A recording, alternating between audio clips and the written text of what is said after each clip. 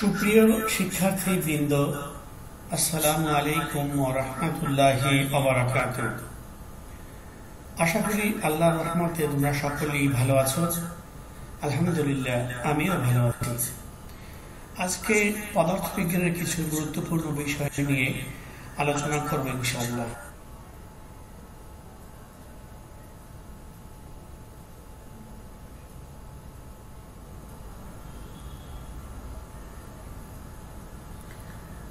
পাঠ শিরোনাম: জ্যামিতিক আলোক বিজ্ঞান, পদার্থবিজ্ঞান দ্বিতীয় পত্র, একাদশ দ্বাদশ শ্রেণী।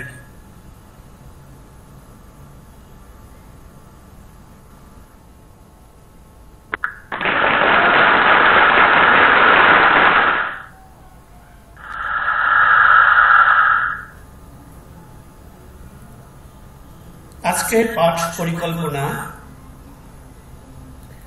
আমরা আজকে প্রমাণ করব 1/v plus 1/u equal to 1/f। লেন্সের ক্ষমতা ও লেন্সের সমন্বয় আলোচনা করব। তুল্য লেন্স, তুল্য ফোকাস দূরত্ব, তুল্য লেন্সের ক্ষমতা, লেন্সের বিবর্ধন এবং বিবর্ধনের রাশিমালা।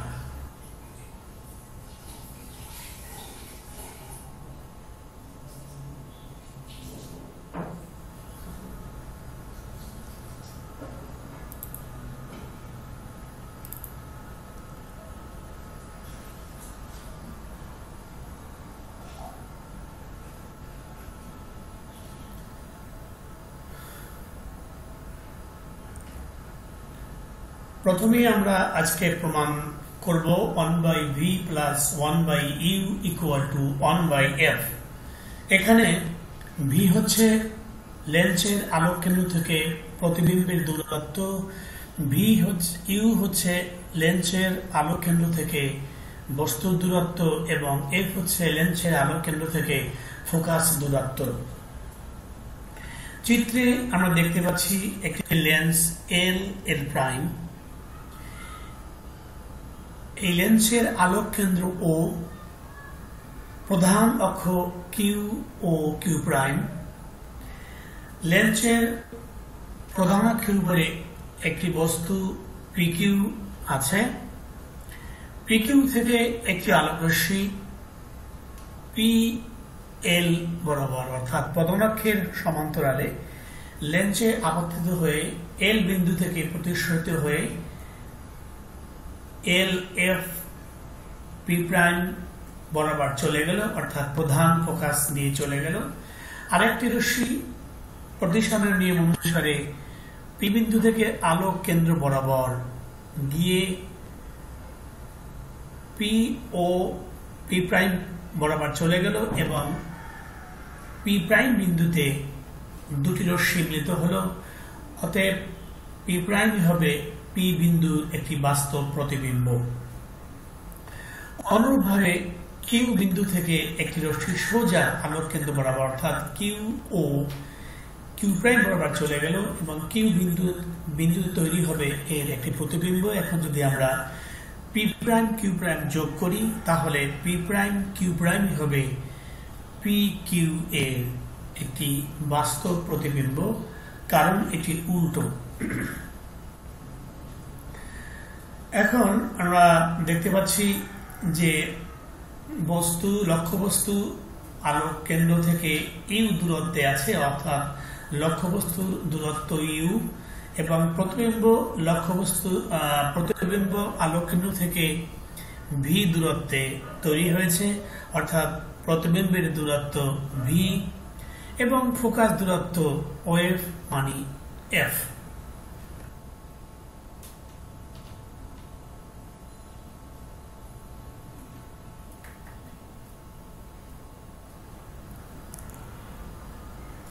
চিত্র থেকে আমরা দেখতে পাচ্ছি ত্রিভুজ পি ও কিউ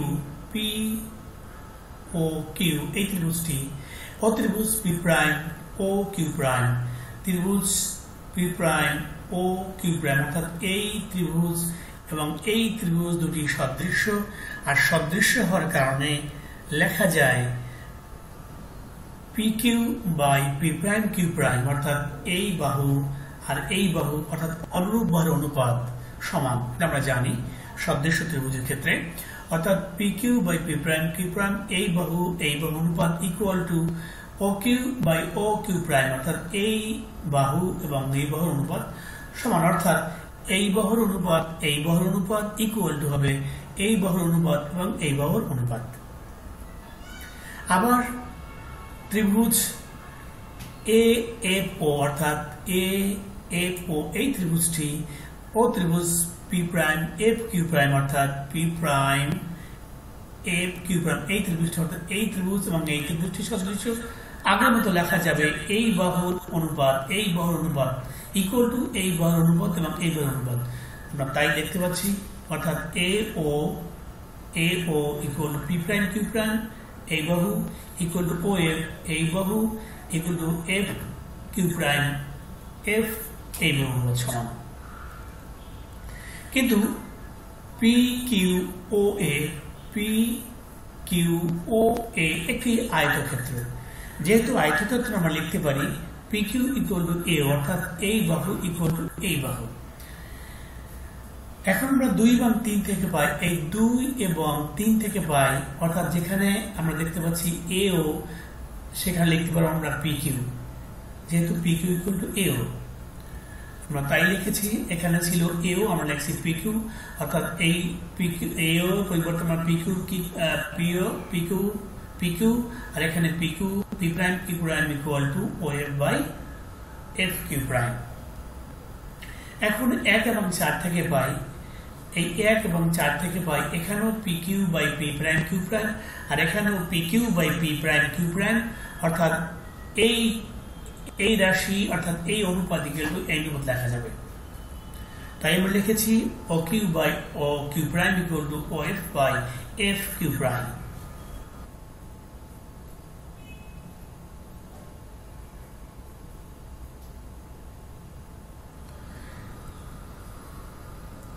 কিন্তু এখানে দেখতে পাচ্ছি আমরা যে FQ প্রাইমকে লেখা যায় OQ প্রাইম মাইনাস OF, আমরা তাই লিখেছি।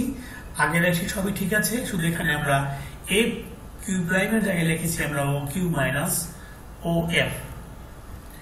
এখন ধরি বস্তু দূরত্ব আমরা আগেই বলেছি U, OQ equal to U অর্থাৎ OQ ইকুয়াল টু আমরা U ধরেছি।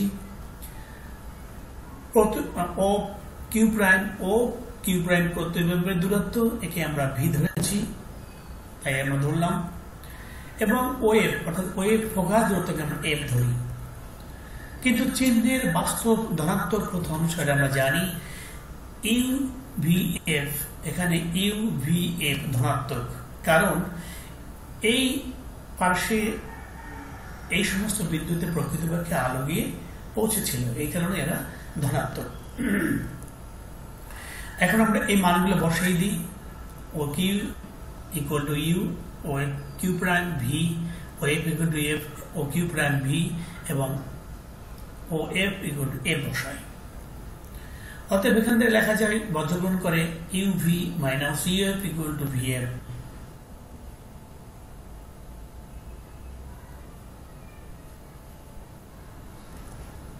আমরা উভয় পক্ষকে আমরা UVF দ্বারা ভাগ করি, তাহলে আমরা পাই 1 by V minus 1 by F minus 1 by V equal to 1 by U। এখান থেকে লেখা যাবে 1 by V plus 1 by U equal to 1 by F। এই সমীকরণকে উত্তল লেন্সের সাধারণ সমীকরণ বলা হয়। অনুরূপভাবে অবতল লেন্সের কিন্তু দেখানো যায় যে 1 by V plus 1 by U equal to 1 by F।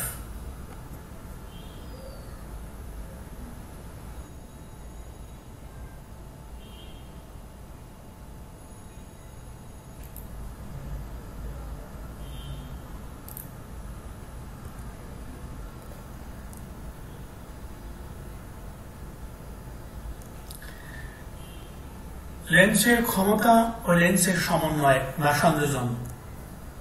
লেন্সের ক্ষমতা একগুচ্ছ সমান্তরাল রশ্মিকে লেন্সের অভিসারী বা অপসারী করার যোগ্যতা বা সামর্থ্যকে উক্ত লেন্সের ক্ষমতা বলা হয়।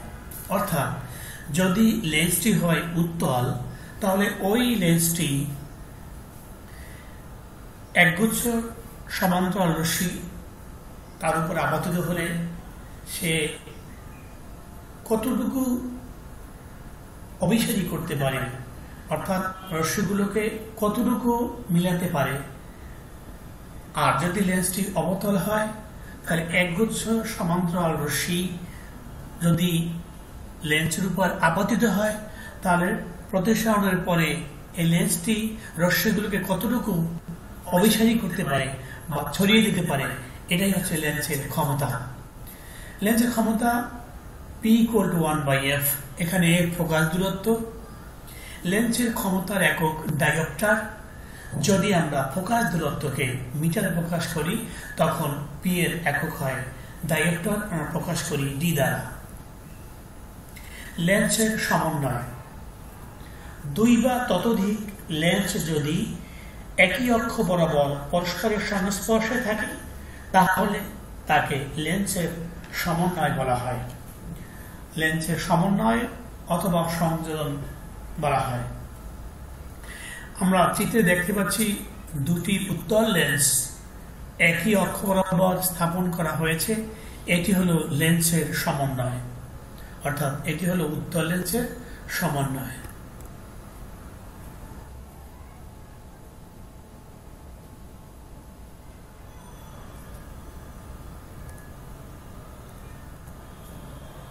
তুল্য লেন্স ও তুল্য ফোকাস দূরত্ব।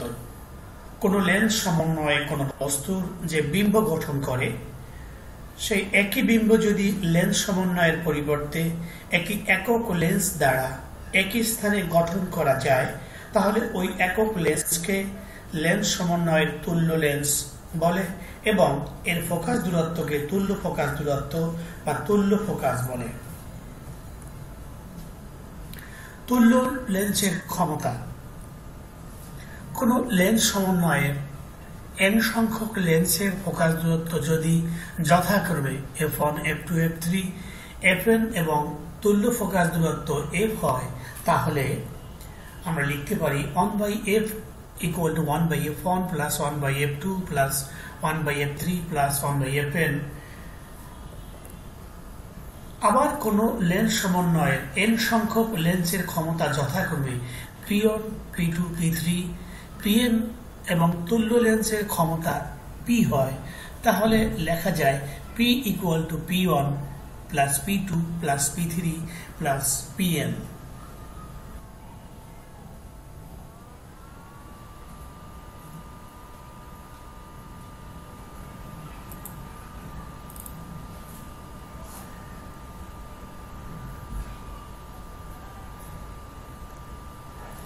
বিবর্ধন।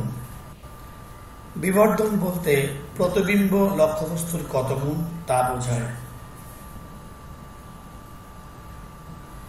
বিবর্ধনের প্রকারভেদ। বিবর্ধন দুই প্রকার: রৈখিক বিবর্ধন ও কৌণিক বিবর্ধন। কিন্তু বিবর্ধন বলতে সাধারণত আমরা রৈখিক বিবর্ধন কি বুঝি? রৈখিক বিবর্ধন m = প্রতিবিম্বের দৈর্ঘ্য বা উচ্চতা, বস্তুর দৈর্ঘ্য বা উচ্চতা। যদি আমরা প্রতিবিম্বের দৈর্ঘ্যকে l' এবং বস্তুর দৈর্ঘ্যকে l বলি, তাহলে বিবর্ধন m = l'/l।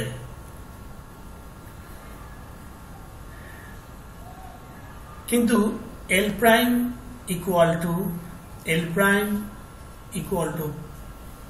P', Q' এবং L = PQ। অতএব লেখা যায় m = -P', Q'/PQ। এখানে ঋণাত্মক চিহ্ন ব্যবহার করা হয়েছে কারণ প্রতিবিম্বটি উল্টা।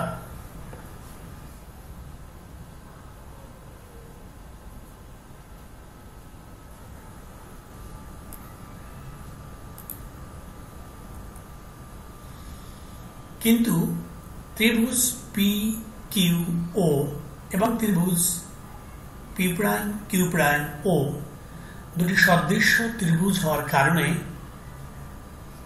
এই বাহু এবং এই বাহুর অনুপাত এই বাহু এবং এই বাহুর অনুপাতের সমান, অর্থাৎ P prime Q prime by P Q equal to O Q prime by O Q.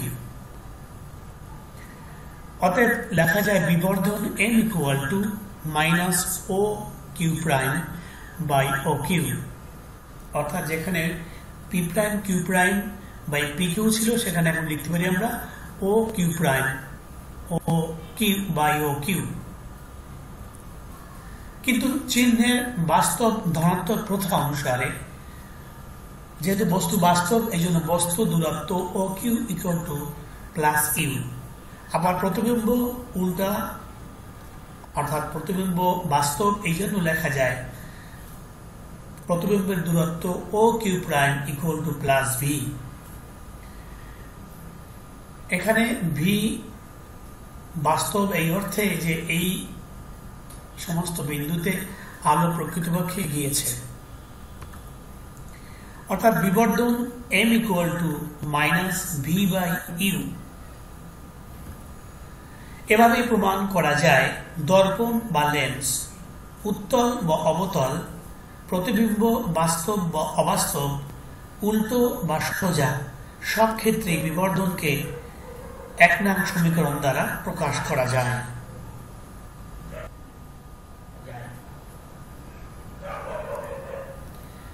এক নং সমীকরণে ইউ এবং ভি এর যথাযথ চিহ্ন ব্যবহার করে বিবর্ধন নির্ণয় করা হয়।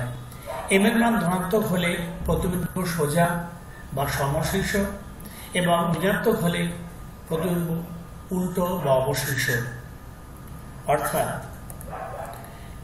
M modulus m greater than 1 হলে প্রতিবিম্ব বিবর্ধিত, মডুলাস এম লেস দ্যান 1 হলে প্রতিবিম্ব খর্বিত এবং m modulus m equal to 1 হলে প্রতিবিম্ব লক্ষ্যবস্তুর সমান। কৌণিক বিবর্ধন বিম্ব দ্বারা সৃষ্ট বীক্ষণ কোণ ও বস্তু দ্বারা সৃষ্ট বীক্ষণ কোণের অনুপাতকে কৌণিক বিবর্ধন বলে। অর্থাৎ বস্তু আমাদের চোখে যে কোণ করে এবং প্রতিবিম্ব আমাদের চোখে যে কোণ করে, এই প্রতিবিম্ব এবং বস্তু দ্বারা আমাদের চোখে উৎপন্ন কোণের অনুপাতকে বলা হয় কৌণিক বিবর্ধন। কৌণিক বিবর্ধন m equal to beta by alpha. এখানে আলফা ইকুয়াল টু যন্ত্র ছাড়া বস্তু দ্বারা চোখে উৎপন্ন কোণ এবং বিটা ইকুয়াল টু যন্ত্র ব্যবহার করার ফলে চূড়ান্ত প্রতিবিম্ব দ্বারা চোখে উৎপন্ন কোণ।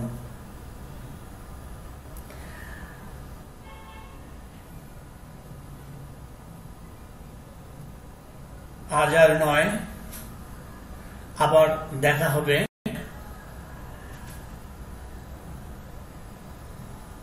আল্লাহ হাফেজ।